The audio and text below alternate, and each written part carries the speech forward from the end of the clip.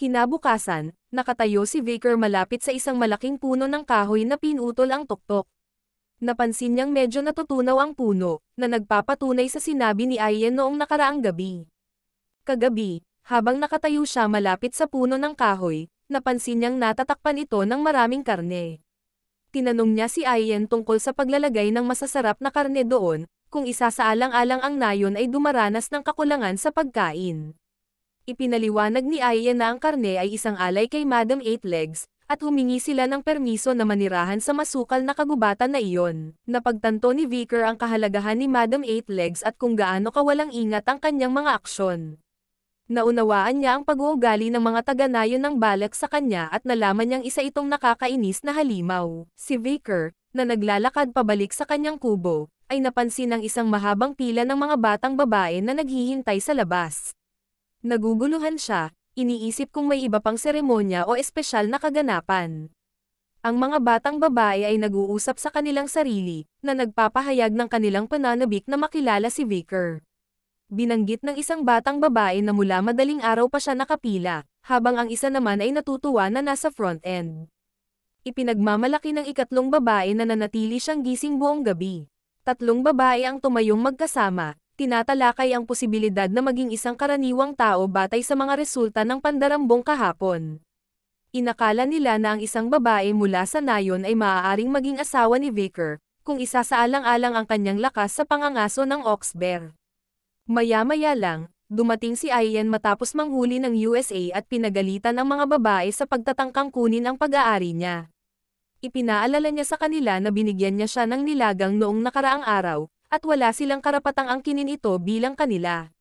Bilang tugon, ang mga barbarian na babae ay nangatwiran na si Ian ay dapat na ginamit ito mismo at ibinahagi ang ilan sa kanila. Tinawag nila siyang kuripot dahil sa pag-iingat nito sa kanyang sarili.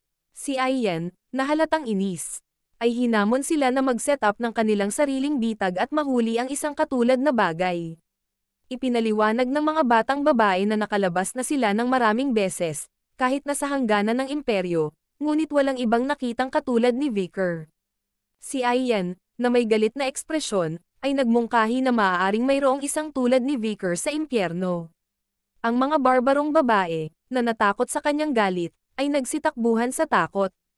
Napabuntong hininga si Ian, nag-aalala na baka kunin ng mga tusong babae si Vicar habang nagpapagaling siya. Pinakain niya ito ng karne ng ox bear, kaya naramdaman niyang kailangan niyang utusan itong gawin ang kanyang pagkalalaki, mga tungkulin. Biglang napansin ni Ian si Vicar na nakatayo doon at nauutal na pilit na itinatago ang kanyang intensyon. Nadistorbo ang mukha ni Vicar nang mapagtanto niya ang kinain niya noong nakaraang araw. Mabilis na iniba ni Ian ang paksa at binanggit na narinig niya na kagabi, nagpatawag ang kanyang ina para sa isang pulong sa mga matatanda. Idinagdag niya na si Vicar, bilang kagalang-galang na mangangaso ng pandarambong, ay magkakaroon ng pagkakataon na humiling ng isang bagay mula sa kanyang ina sa panahon ng pulong. Pagkatapos ay pinayuhan niya siya na kapag tinawag siya ng kanyang ina, dapat niyang hilingin ang bagay na binabalak niyang imungkahi. Sa loob ng tolda ng matriarch, ang mga matatanda ay nakaupo sa isang tabi habang ang mga batang alipin sa kabilang banda. Umupo si Vicar sa kanyang mga tuhod at yumuko sa matriarch, magalang na binati siya. Kinilala ng matriarch ang tagumpay ni Vicar sa paghuli ng ox bear, na nagpapahayag ng kanyang pasasalamat sa masarap na karne na kanyang kinain. Mapagpakumbaba namang sumagot si Vicar na ginawa lang niya ang dapat niyang gawin. Ngumiti ang matriarch at pinuri siya, binanggit ang kanyang mabilis na paggaling na ipinagkaloob niya sa kanyang pangangalaga. Inobserbahan ni Vicar ang matriarch, ang Night Fox, si Aquila. Nakilala niya na siya ay isang henyong mamamana na natakot sa mga tao ng imperyo, sa kabila ng pamumuno sa tribong Balak na wala pang 300 miyembro. Nakita niya itong kasing dangal ni Hugo, ngunit mainit at malambot din ito. Ipinahayag ng matriarch ang kanyang pagnanais na gantimpalaan siya para sa kanyang mga kontribusyon. Inihayag niya na dahil sa kanyang mga aksyon noong nakaraang araw, babaguhin niya ang kanyang katayuan. Si Vicar ay hindi na itinuturing na isang alipin ngunit isang bahagi ng pamilya Balak. Sa sandaling iyon, tumahimik ang isang elder, at naalala ni Vicar na hindi nasisiyahan ang ilang matatanda sa pagbabago ng kanyang katayuan. Inobserbahan ni Vicar ang matanda at kinilala siya bilang si Auman, ang salamangkero ng Balek, at ang lolo ni Ahon.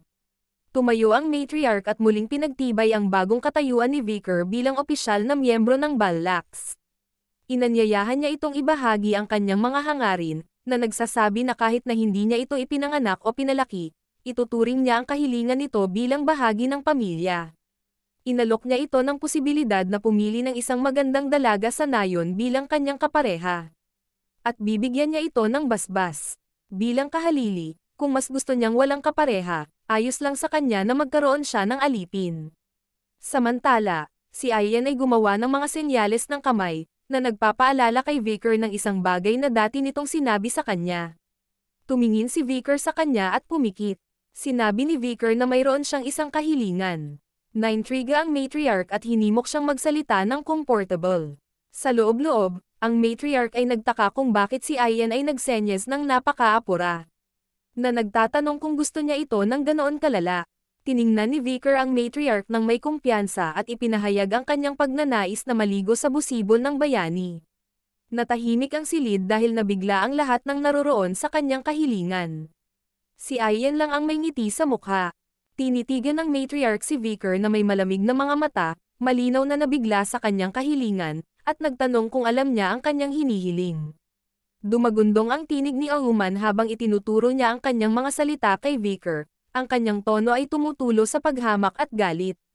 Kinwestiyon niya ang kamalayan ni Vicar sa taong nasa harapan niya at pinuna ang kanyang pagmamataas.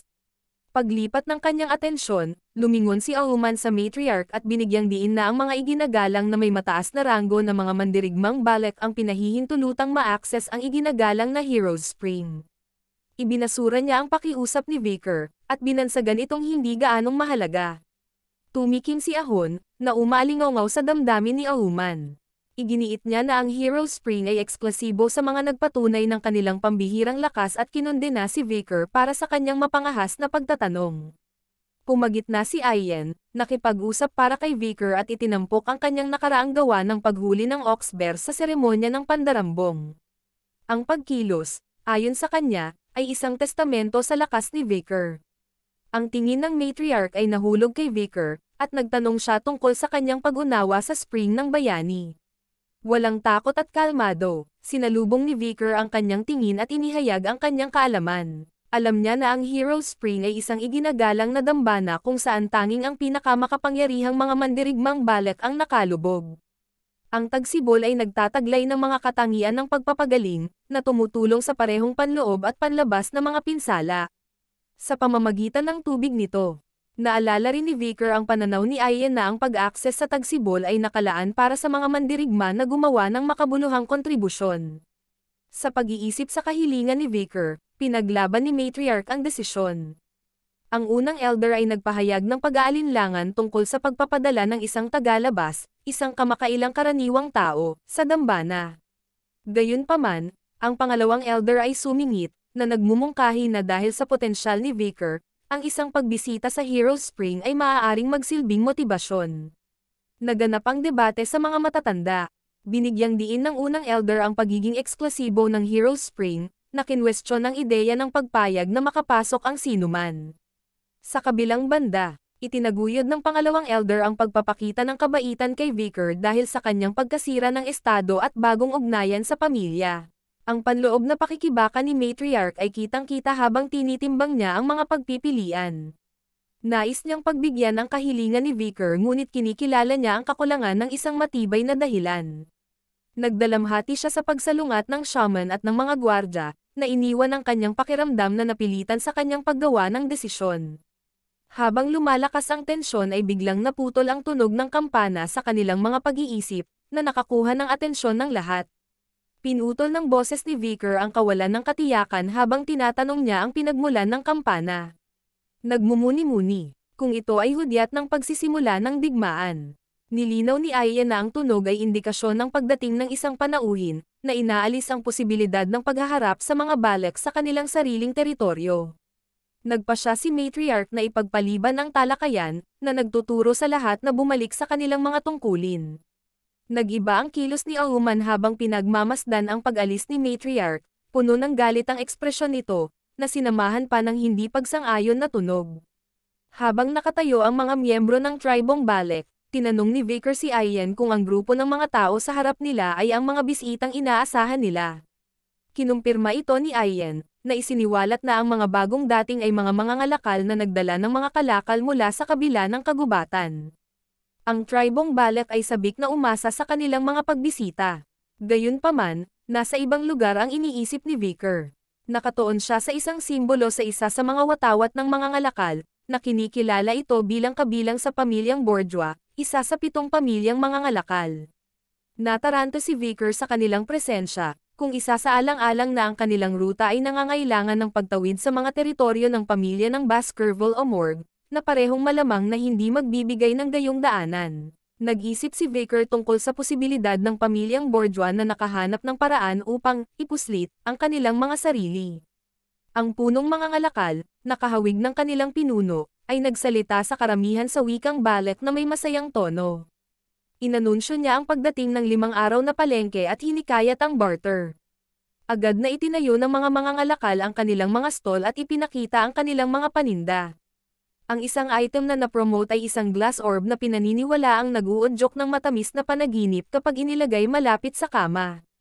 Ang isa pang mangangalakal ay nakakuha ng pansin sa mga pampaganda at butil sa kanilang koleksyon. Pinagmasdan ni Vicar ang mga handog ng mga mangangalakal ng may kritikal na mata, na binanggit na nagdala sila ng mahahalagang kalakal at pagkain na ipinamahagi sa buong imperyo. Kinwestiyon niya ang pagkakaiba sa halaga, kung isa sa alang-alang na ipinagbibili nila ang mga bihirang bagay sa kagubatan para sa tila pangmundo ng mga supply. Espekulasyon niya kung sinasamantala ng mga mangangalakal ang kakulangan ng kaalaman ng mga Balek tungkol sa kasalukuyang mga presyo sa pamilihan. Gayunpaman, nagpasya si Vicar na hayaan ang mga Balek na mag-navigate dito sa kanilang sarili upang maiwasan ang pagpansin sa kanyang sarili. Sa gitna ng mataong pamilihan, ang boses ni Ian ay umalingaw sa pagkadismaya, na tinutuligsa ang pagiging hindi patas ng mga deal. Tinanong niya kung makatwiran ba na ipagpalit niya ang isang brilyante sa mais. Nakahanap si Vicar ng aliw sa kanyang reaksyon, nabuhayan ng loob na makita ang isang tao na nagpapahayag ng makatuwirang kawalang kasiyahan. Lalong lumaki ang galit ni Ian habang sumisigaw na dapat makatanggap siya ng 2 mais para dito. Napangiti si Ian habang masayang tumanggap ng 2 mais kapalit ng isang brilyante.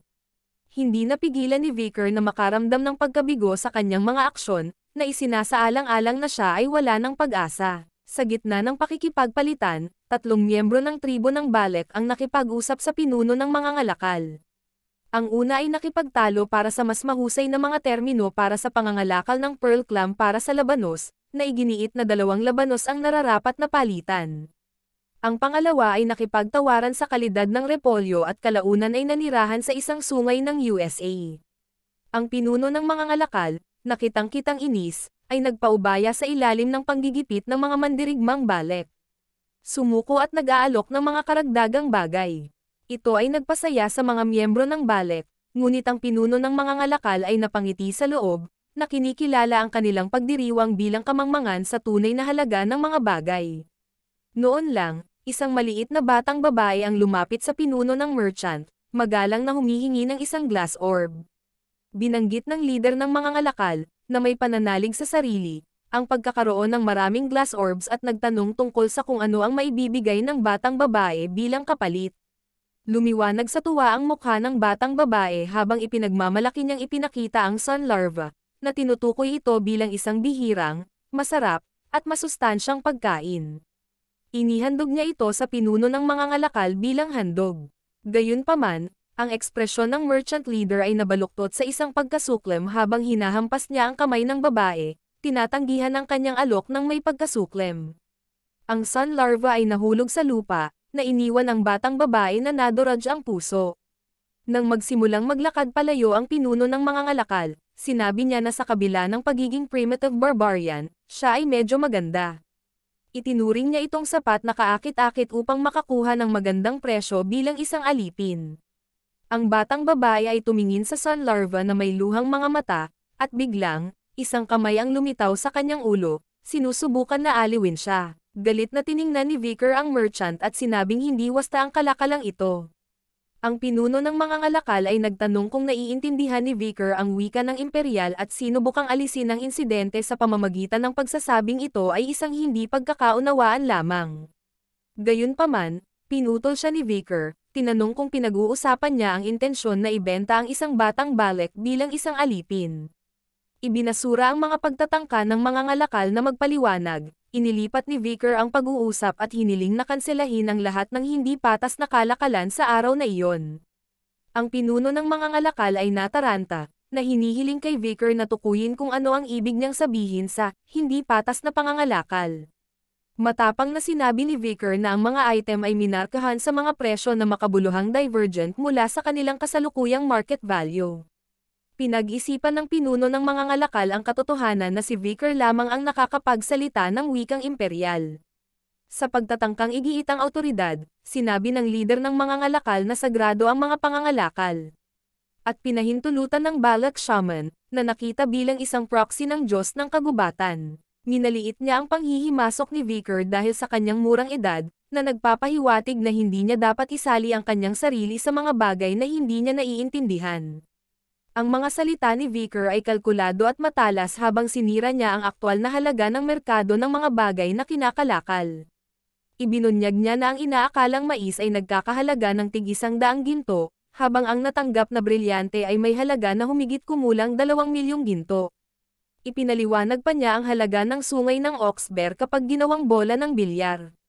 Katumbas ng 1 milyong ginto, na maihahambing sa kabute ng bat ng duwende, isang bagong gamit na panggamot. Ang pinuno ng mga ngalakal ay namangha sa tumpak na kaalaman ni Vicar sa mga presyo sa pamilihan. Kinuha ni Vicar ang isang glass orb at ipinaliwanag na ang glass orb na ito ay maaaring magbigay sa iyo ng matamis na pangarap. Kung ilalagay mo ito sa tabi mo, tiyak na lalamunin ka at managinip lamang ng matatamis na panaginip. Pagkatapos ay isiniwalat niya na ang ibabaw ng globo ay naglalaman ng mga nakatagong butas na naglalabas ng mga gamot na nagpapasigla. Matamis na panaginip, na, sa katotohanan, ay isang mapanganib, murang sangkap na ipinagbawal sa imperyo dahil sa masamang epekto nito sa matagal na paggamit. Kinilala niya ang mabisang pamamahagi ng gamot ng mga mangangalakal. Dinurog ang glass orb sa kanyang kamay, inihayag ni Vicar ang kanilang plano, na iniwan ng pinuno ng mga ngalakal na kitang-kitang nataranta habang nalantad ang kanilang mga palihim na aksyon. Sa gitna ng kaguluhan, ang kaibigan ng pinuno ng mga ngalakal ay nagbulong ng mga pagtatanong tungkol sa sitwasyon, na kinumpirma niya na may nagbunyag ng kanilang sikreto. Si Ian, na puno ng galit, ay nagtanong sa mga naunang salita ni Vicar, na naghahanap ng kumpirmasyon tungkol sa droga, katawan, at kapinsalaan. Inamin ni Vicar ang kanyang pagtatanong, na nagudyok kay Ian na ibaling ang kanyang galit na galit sa pinuno ng mga ngalakal. Humingi siya ng paliwanag, na nag-uugnay sa lumalalang kalusugan ng maraming tao sa kanilang mga aksyon. Nakilala ng lider ng mga ngalakal ang pangangailangang umatras mula sa sitwasyon at sinubukang bawasan ang mga pangyayari. Gayunpaman, bago siya makapagpatuloy, isang palaso mula sa busog ni Ian ang nakatagpo ng marka, na tumusok sa kanyang balikat. Napahiyaw sa sakit ang pinuno ng mga ngalakal habang marahas silang inakusahan ni Ian na walang takot na niloloko ang mga Balek. Namutla ang mukha ng pinunong mga ngalakal, tumutulo ang kanyang noo ng malamig na pawis habang ang sakit ng kanyang nasugatang balikat ay nagpaluha sa kanyang mga mata. Ang kanyang tugon ay isang mapait na panunuya, na sumasalamin sa kanyang pagkaunawa sa malagim na sitwasyon. Ang mga ngalakal ay mabilis na sumakay sa kanilang mga kabayo, na agad na nagrally sa kanilang grupo habang sila ay sumisigaw upang kunin ang kanilang mga gamit at makatakas. Kinwestiyon ni Vicar ang desisyon ni Ian na palayain sila ng walang kahihinatnan, dahil sa reputasyon ng mga ngalakal sa pag-iwas sa mga pagkalugi. Inalok ni Ian ang kanyang pananaw, inihambing ang kanilang sitwasyon sa mga pamamaraan ng pangangaso na ginagamit sa mga hayop sa mga pakete. Ang pananakit at pagpapalaya sa kanila ay maaaring humantong sa kanila pabalik sa kanilang grupo, na nagbibigay daan para sa mas madiskarteng paghaharap. Samantala, ang pinunong mga ngalakal, na nagngangalit sa galit, ay nagpatuloy sa pagtakbo, na sinumpa ang mga Balek. Sa kalaunan ay narating ng mga ngalakal ang isang kampo kung saan nagtayo ang isang grupo ng mga mersenaryo. Dahil sa pagkabigo at desperasyon, Ang pinuno ng mga ngalakal ay nagreklamo tungkol sa pagnanakaw ng mga balak sa kanilang mga produkto at nagrally sa mga mersenaryo para sa isang nalalapit na labanan. Sa katahimikan ng gabi, isang ibon ang pumailan lang sa himpapawid. Ang matalas na mga mata nito ay nakakakita ng malayong liwanag na tumatagos sa gitna ng kagubatan. Pababa, dumapo ang ibon sa kamay ng isang tao. Sinalubong ng mabangis na tingin ni Aya ng pagdating ng ibon nang dumapo ito sa kamay niya. Binibigkas niya ang isang nakagigimbal na deklarasyon na sumasalamin sa galit sa loob niya.